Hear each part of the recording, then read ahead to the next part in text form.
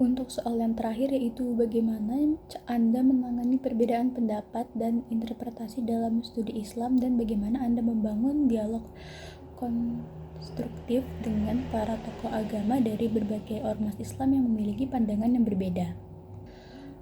Untuk itu yang jelas, yang pertama adalah kita harus menjunjung tinggi yang namanya etika dalam perbedaan pendapat.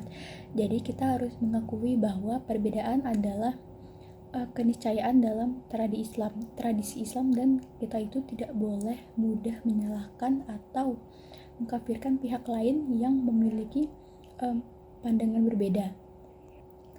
Kemudian yang kedua, kita harus ataupun bisa menggunakan pendekatan yang lebih akademik dan dialogis. Jadi kita mengedepankan dalil ataupun argumentasi ilmiah, bukan secara emosi ataupun fanatisme. Dan kita juga harus bisa menghargai perbedaan metodologi dalam penafsiran teks dan menyediakan ruang diskusi berbasis data dan tidak hanya sekedar asumsi. Yang selanjutnya, kita bisa coba untuk memahami konteks sosial dan psikologis dari masing-masing tokoh, karena tidak semua perbedaan lahir dari ilmu, tapi bisa juga karena dari pengalaman, trauma sosial, atau kekhawatiran akan hal lain. Kemudian empati dan pendekatan personal menjadi salah satu hal yang sangat penting dalam membangun komunikasi yang sehat.